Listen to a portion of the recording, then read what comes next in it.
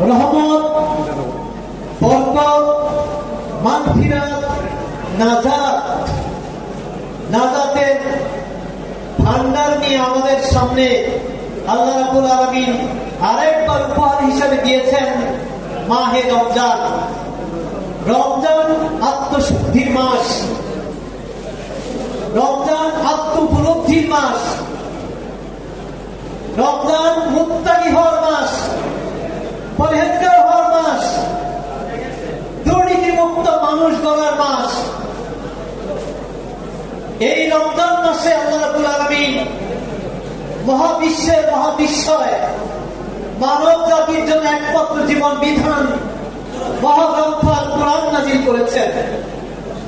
এই রমজান মাস কোরআনের বিজয়ের মাস।